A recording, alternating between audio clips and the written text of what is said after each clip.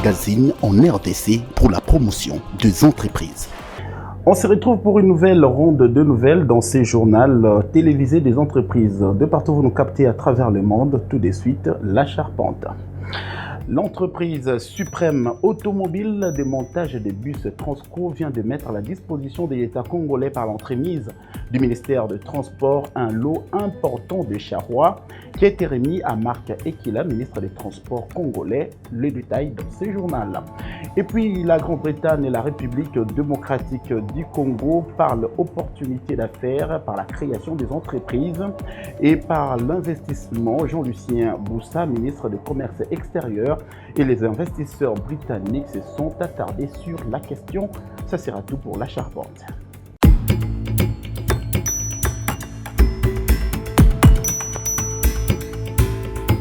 Encore une fois de plus, merci de la confiance renouvelée à ces journaux télévisés des entreprises. Assainir les climats des affaires et rapprocher le développement économique dans les domaines des entreprises demeure la motivation première qui a réuni les investisseurs britanniques et le ministère du Commerce extérieur de la République démocratique du Congo. Une rencontre qui vise a priori la requalification des principes de coopération entre la République démocratique du Congo et la Grande-Bretagne dans les secteurs de la création d'emplois. Jennifer Mazemba pour le reste.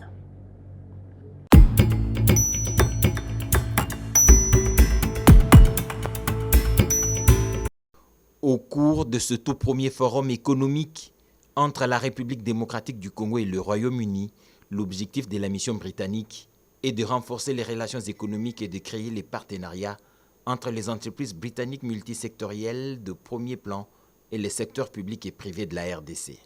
26 entreprises composent la délégation britannique conduite par Lord Dollar Popar et ce sont plusieurs secteurs d'activité qui sont concernés.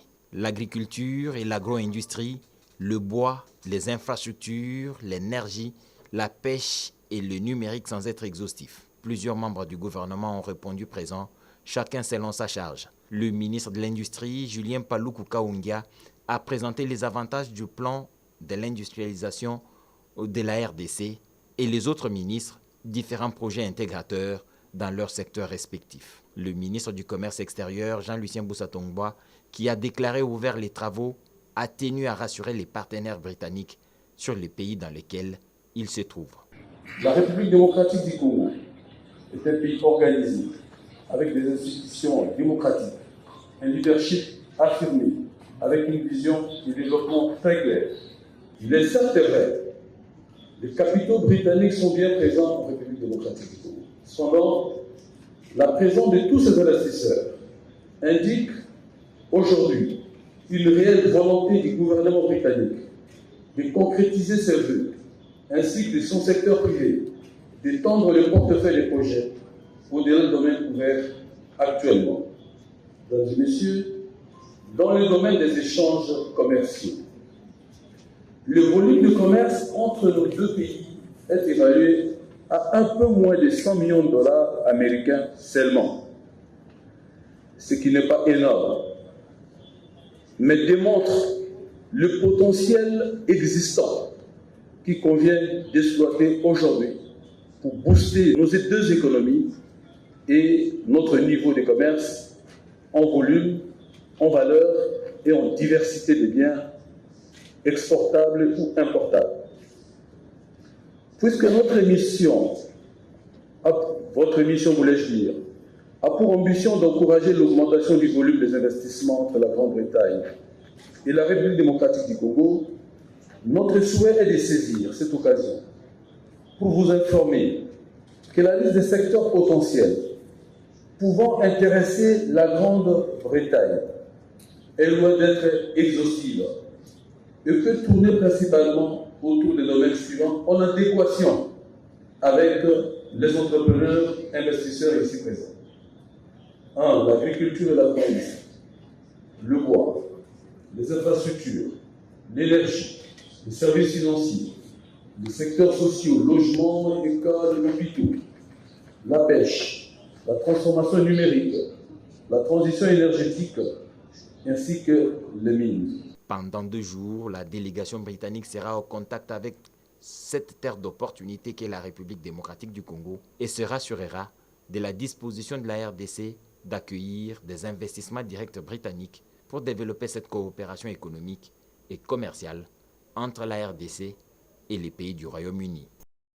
Et on va se rendre à l'est de la République démocratique du Congo pour parler de la plateforme Malietou qui invite les jeunes entrepreneurs congolais à bien participer à la première exposition des petites et moyennes entreprises qu'elle organise au mois de juin prochain dans la ville de Lubumbashi, d'après la fondatrice de la dite plateforme Ruth Kabila. Cette exposition offre une opportunité pour les entrepreneurs de se faire connaître auprès des grands bailleurs des fonds. Yves Mayeli. Booster et promouvoir l'entrepreneuriat congolais par l'exposition de petites et moyennes entreprises est la mission prise par la plateforme Malietou pour mettre en lumière les dynamismes et les potentiels de PME, mais aussi de faire connaître l'entrepreneuriat congolais à la face du monde entier comme une source de développement économique. Dans cette optique, la plateforme Malietou, en collaboration avec la Chambre du commerce, organise le 15 juillet prochain à Lubumbashi la première édition de l'exposition de petites et moyennes entreprises dans le but de faire connaître le PME congolais. Malietou est une plateforme de jeunes entrepreneurs basée à Lubumbashi. Tout d'abord, Malietou, de par le nom qui signifie notre richesse ou notre héritage, veut tout simplement dire l'héritage entrepreneurial que nous avons. Le seul héritage que nous pouvons avoir, c'est celui d'entreprendre dans le domaine que nous savons faire, dans le domaine que nous exerçons. L'exposition des petites et moyennes entreprises a pour but de faire connaître les petites et les moyennes entreprises. Ces petites entreprises qui n'ont pas les moyens d'aller se présenter à des événements tels que DRC Mining ou GSAD, Malietou donne à ces petites entreprises, à ces jeunes entrepreneurs l'occasion de se faire connaître leurs talents, de faire connaître leur potentiel.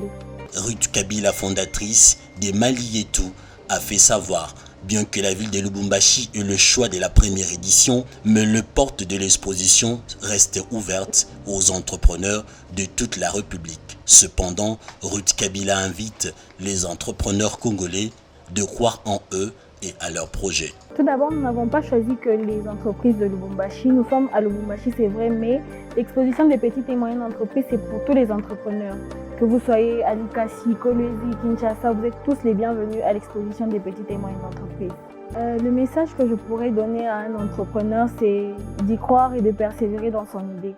C'est vrai, l'idée peut ne pas être originale, l'idée peut avoir déjà été faite par quelqu'un, mais du moment que tu y ajoutes ta touche, du moment où tu donnes ta particularité à cette idée-là, tu peux entreprendre. Plusieurs panélistes prendront part à cette exposition de PME, à savoir Pascal Niemanime, incubateur chez Katanga, entrepreneur GVB, Ilimbeki, ingénieur agronome, Benny Mabela de Benchui Solutions, Luc Chumanga, directeur général de Milt International, Eric Makwala, coordonnateur de la Fédération nationale de jeunes entrepreneurs congolais, et Trésor Nyembo, directeur provincial de la Chambre du commerce. Exposition de petites et moyennes entreprises, une porte ouverte aux entrepreneurs congolais pour atteindre les grands bailleurs de fonds. Et on va également parler de mieux connaître la mission première dévolue à l'Agence nationale de développement et de l'entrepreneuriat congolais ANADEC sur ces qui est dans l'accompagnement de petites et moyennes entreprises. La maison de l'entrepreneuriat et de l'innovation située à la première rue Funa, nous sommes dans la commune de Limité, enregistre des femmes de différentes catégories afin de les encadrer dans la perspective de mieux valoriser leurs projets. Yves Mayeli et Barik Nemiala pour le reportage. Accompagner les entrepreneurs congolais dans la réussite de leurs entreprises est la mission dévouée pour la Maison de l'entrepreneuriat et de l'innovation créée sous l'autorité de l'Agence nationale de développement et de l'entrepreneuriat congolais, l'ANADEC. Dans sa mission pour les activités qui est en interne à la Maison de l'entrepreneuriat et de l'innovation située à la première rue Funa dans la commune de Limité, à en croire la chargée de fonds d'office, donne la mission de l'ANADEC et les statistiques des entrepreneurs dont l'ANADEC a accompagné jusqu'à ces jours. Le front office, c'est la porte d'entrée de l'office. Donc, moi, mon rôle est de recevoir les entrepreneurs et de les guider, si je peux appeler ça comme ça, vers les orienter vers les différentes directions selon les préoccupations d'un chacun. Personnellement, oui, parce que c'est vrai que depuis un bon moment, ça peut faire déjà, on peut dire 2 à 3 ans déjà, je me rends compte que beaucoup de femmes se tournent vers l'entrepreneuriat, être femme ménagère. Donc je reçois, en tout cas, comme vous voyez, là maintenant, je peux recevoir 100 à 200 femmes par jour qui viennent par rapport à différentes préoccupations, qui veulent devenir des chefs d'entreprise, qui veulent entreprendre, bien qu'il y en a qui entreprennent déjà. Mais c'est vrai que la nouvelle vague, maintenant, il y en a beaucoup qui veulent devenir des entrepreneurs. Contrairement à une certaine désinformation, retenez que la Maison de l'entrepreneuriat et de l'innovation n'a pas pour vocation de financer le projet. Son rôle réside dans l'accompagnement. Ici, les projets des entrepreneurs, comme celui de Projet Transform, reçoivent un cutus de l'ANADEC avant validation. Bon, en soi, l'ANADEC ne donne pas de fonds. L'ANADEC accompagne au financement. Donc nous avons tout un processus d'accompagnement vers le financement. Notons par ailleurs que la Maison de l'entrepreneuriat et de l'innovation a été inaugurée par le chef de l'État Félix Antoine Tshisekedi Tshilombo l'année dernière pour accompagner les projets des entrepreneurs congolais dans sa vision de faire des Congolais les chefs des entreprises, ce qui justifie même la présence de ces dames au siège de l'UMT Première rue Funa. Et comme annoncé à l'intro de cette édition d'information du journal télévisé des entreprises, le directeur général de la société des transports Transco, Cyprien Mbere Moba, a officiellement réceptionné le deuxième lot des 10 nouveaux bus montés à Kinshasa par la société suprême automobile. C'est le ministre des Transports, Voies des Communications et Désenclavement, Marc Ekila, au nom du gouvernement congolais, qui a procédé à la remise de cette dotation. C'était à l'usine de montage des suprêmes automobiles située dans la commune de Limete-Sué. Il s'agit d'un deuxième lot de 10 nouveaux bus marque Mercedes-Benz montés à Kinshasa, capitale de la République démocratique du Congo, par la société suprême automobile. Ces carrios ont une capacité de 29 places pour chaque bus. Une dotation que le directeur général de la société des transports, Cyprien Mbere Moba, a réceptionnée ce jeudi 11 avril au nom du gouvernement congolais par l'entremise du ministère des Transports, Voies des Communications et Désenclavement, après la première livraison de 21 bus intervenus en novembre de l'année dernière en présence du Premier ministre Jean-Michel Samalou Kondé sur un total de 230 bus attendus. Le directeur général des Transco, Cyprien Mbere Moba, a exprimé sa gratitude au président de la République Félix Antoine Tshisekedi Tshilombo. Pour ces derniers, la remise de ces 10 nouveaux bus est significatif car, dit-il, l'établissement public transport au Congo se rend compte une fois de plus de l'attention soutenue que les chefs de l'État portent sur cet établissement public. Pour nous, Transco, nous pouvons dire que merci au gouvernement de la République, ici représenté par le ministre de Transport. Le merci ne suffit pas, mais nous martelons encore pour que la promesse faite d'une livraison mensuelle de 10 à 12 bus soit respectée. Le ministre des Transports, Maître Marc Ekila, a réaffirmé la volonté du gouvernement à continuer à tout mettre en œuvre pour maintenir Transco en état, afin de continuer à assurer le déplacement de la population en toute sécurité et à moindre prix. Au nom du chef de l'État, du Premier ministre, de tout le gouvernement de la République, je suis heureux parce que nous avons la garantie, non seulement d'une année, mais nous avons la possibilité d'entretenir les bus Transco chez notre partenaire Auto Suprême. C'est ce qui me rend encore heureux dans ces partenariats. Une autre spécificité qu'on pourrait retrouver dans ce bus, il s'agit des dispositifs des caméras de surveillance pour la sécurité des clients potentiels qui montent à bord. Le ministre du Transport, Marc Ekila, a par ailleurs invité les autorités des Transco à garder ces biens de l'État à un bon père de famille. Il a également fait savoir que Transco réceptionnera désormais 10 à 12 bus montés à Kinshasa par Suprême Automobile chaque mois. Et puis, érigé le long de l'avenue Sefou, nous sommes dans la commune de Lemba, en face de la foire internationale de Kinshasa, communément connue sous l'appellation des Fikines.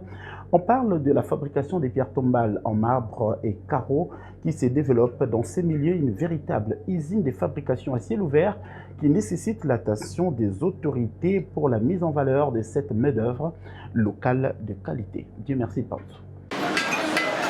Travailleux, prenez de la peine, c'est le fond qui manque le moins. Cette phrase de Jean de La Fontaine dans son ouvrage Fable de La Fontaine résume le sens même de l'entrepreneuriat. C'est le cas de cette petite entreprise de fabrication de matériel à usage quotidien, située sur l'avenue Sefou, à proximité de la foire internationale de Kinshasa. Cette entreprise œuvrant dans l'informel est spécialisée dans la fabrication de pierres tombales en marbre, de carreaux, de granito, de dallettes, de photogravage. Un gagne-pain qui nourrit de familles entières, le déclare Monsieur Trésor, responsable de cet établissement. Ces derniers estiment que réussir sa vie passe aussi par le débrouillardise afin d'assurer l'avenir des enfants. Ces derniers fait savoir qu'ils se procurent en matière de fabrication de ces ouvrages à partir de Dubaï, en passant de commandes par pièces, et ensuite travaillent ces pièces afin de donner le produit en état d'usage. Nous sommes des carrelaires, ok? Nous sommes des carrelaires, mais le développement Maïli et Nabiso. Nous commandons nos produits de fabrication à partir de Dubaï. Nous en travaillons afin d'avoir ces matériaux à l'état d'usage. Prenons le cas de ces marbres. Nous en percevons par pièces et nous en travaillons pour avoir une pierre tombale à l'état d'usage. Nous avons besoin du soutien du gouvernement. Malheureusement, c'est ce qui ne se fait pas. Faisons une rétrospection, vous allez comprendre que pour se procurer de marbre à l'époque, il fallait en commander à partir de Dubaï ou de l'Afrique du Sud ou de l'Europe. Et c'était très coûteux. Mais nous mettons localement à la disposition de toutes les couches sociales de pierres tombales à moindre coût.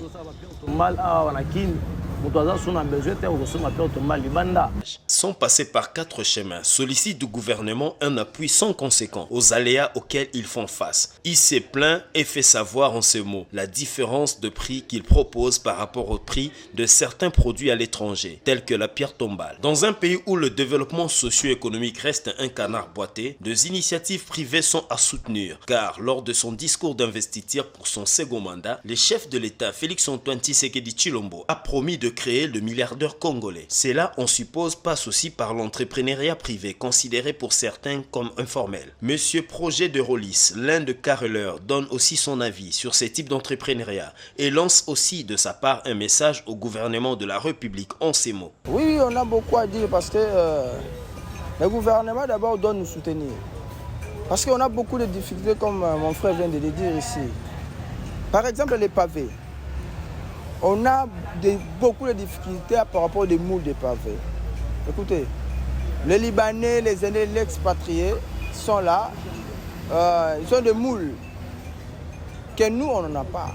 On a des difficultés. Par exemple, on nous vend un petit moule à $100. Si on a besoin de 10, c'est déjà $1000. Face à tous ces desiderata lancés par ces derniers, il est impérieux pour le gouvernement congolais de soutenir la main-d'œuvre locale.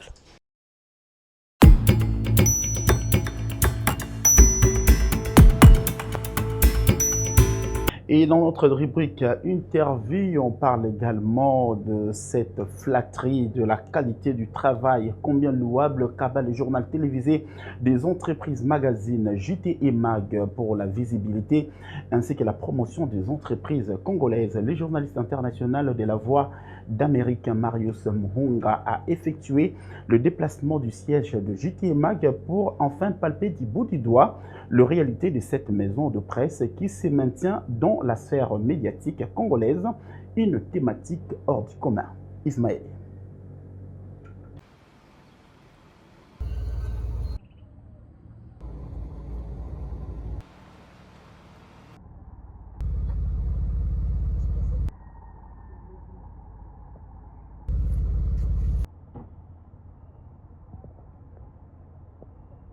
C'est une figure emblématique du média congolais international, nommé Marius Munga, qui emboîte les pas à d'autres visiteurs de marque ainsi que les personnalités qui visitent les installations du premier journal télévisé des entreprises magazines en République démocratique du Congo, basé à Kinshasa, capitale de la RDC. Ces derniers venus fraîchement des États-Unis où ils œuvrent pour l'instant à la voix de l'Amérique. Compte tenu des nouvelles qui se répandent au sujet de cet organe de presse, il n'a pas hésité de venir se rendre compte de ce qui constitue la motivation de cette équipe qui collecte, traite et diffuse les informations liées à la vie des entreprises en RDC. En foulant ce pied au siège des JTMAC, ces professionnels de médias a effectué la ronde de tous les compartiments du JTE jusqu'à avoir été reçu par le directeur général de ces groupes de presse, Guy Bochard-Dioffé, hôte du journal télévisé des entreprises. Sans embâche, a loué les efforts de cette équipe de professionnels qui aspirent à une certaine démarcation eu égard à l'option choisie, celle de présenter les réalités qui se présentent au sein des entreprises congolaises et mettre en lumière les innovations ainsi que les performances de chacune d'entre elles. Marius Munga n'a pas manqué de recommander aux entreprises publiques comme privées de faire confiance au journal télévisé des entreprises magazines pour la visibilité de leurs entreprises respectives. Sachez que Marius Munga a commencé sa carrière professionnelle comme journaliste dans la ville de Kikwit au sein de la radio communautaire des Jésuites, passant par la chronique musicale dans plusieurs chaînes de télévision à Kinshasa, concepteur du célèbre émission Jeudi Marius aux États-Unis où il est installé depuis un temps. Ce professionnel de médias incarne un autre journalisme. Le premier journaliste noir à mettre en place une émission à Lingala sur les antennes de la Voix de l'Amérique. Alors Kofi Olomide, tu viens d'être nommé ambassadeur de la rumba congolaise. Alors.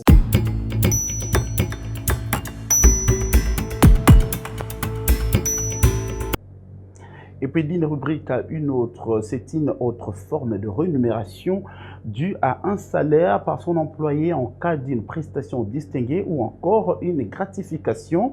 Nous parlons dans cette édition du journal télévisé des entreprises magazines de la prime. Régina Lenga va nous faire connaître le terme et le mode de son application dans les entreprises à l'endroit d'un employé. Place à présent à notre rubrique mode d'emploi. Outre la rémunération et le salaire définis dans nos précédentes éditions du journal télévisé des entreprises, nous revoici encore pour ce terme qui s'emploie couramment. Il s'agit cette fois-ci de la prime. La prime définie comme une somme versée à un salarié en plus de son salaire, à titre de gratification ou pour l'indemniser de certains frais par opposition à fixe prime de rendement. La prime au travail est constituée de la prime au travail générale, de la prime au travail adapté et du supplément à la prime au travail. Le montant de la prime au travail varie en fonction du type de ménage et elle est réductible en fonction du revenu familial net. Une prime au salarié peut être accordée pour le motiver, le récompenser ou pour que l'entreprise puisse tenir compte de certaines conditions de travail. La prime d'ancienneté est un complément de salaire versé par l'employeur en fonction de l'ancienneté de salarié. Les primes sont incluses dans le salaire brut, quelle que soit leur dénomination, dès lors qu'elles sont prévues dans la convention collective ou le contrat de travail. Elles présentent un caractère obligatoire. Les primes les plus courantes sont la prime d'ancienneté, la prime de 13e mois, la prime pour l'emploi ou encore les primes liées aux conditions de travail telles que les primes d'astreinte, d'intéressement, d'apprentissage, d'insalubrité, de froid, d'habillement, de chaussures. Notons qu'une prime se demande lors de l'embauche, l'entretien d'évaluation annuel, la promotion interne, la prime d'exclusivité, les départs de l'entreprise.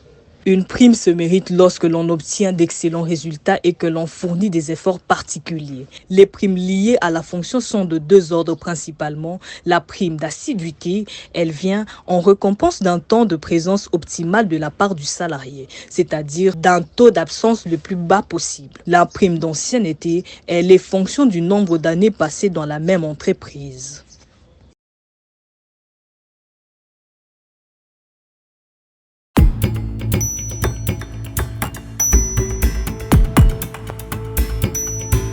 Et puis vous le savez bien, il pleut abondamment et les maisons et rivières à Kinshasa, capitale de la RDC, ne sont pas épargnées des risques des inondations. Et à la base, ce sont des bouteilles en plastique qui sont les plus indexées.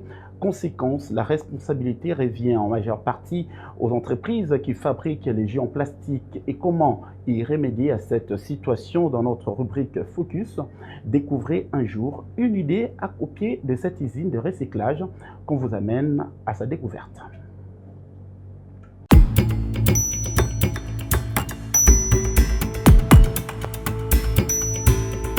Des flacons en plastique sont éparpillés à travers toutes les rivières de Kinshasa. Ils sont très visibles et voire même sous l'admiration des riverains. Rivière Kalamu, Bongolo, Ndanu et autres offrent un spectacle très désolant au point de limiter les efforts des décideurs sur la meilleure politique à mettre en place pour lutter efficacement contre ces phénomènes qui deviennent normaux dans le quotidien des Kinois et Kinoises.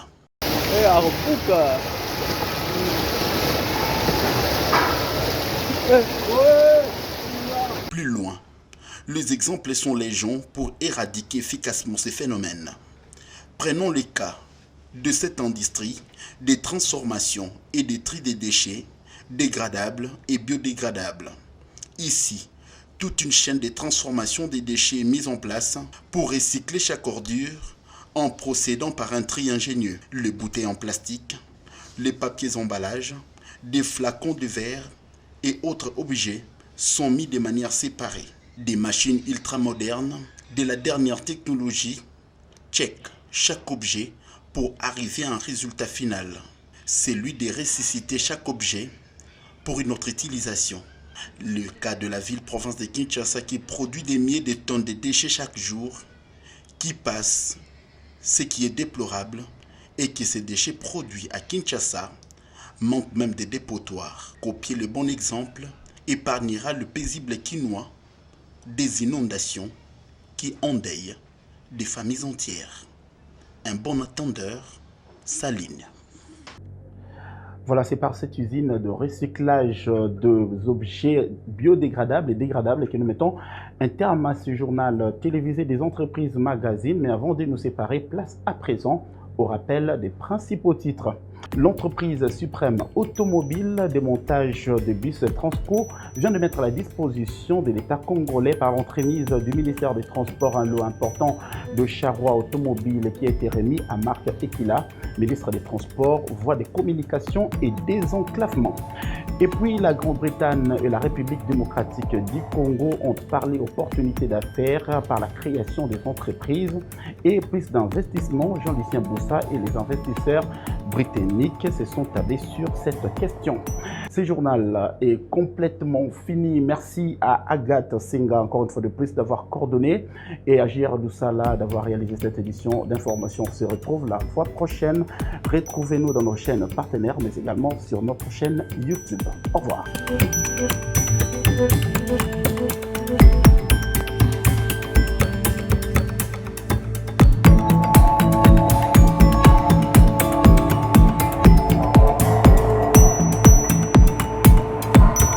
Premier magazine en RDC pour la promotion des entreprises.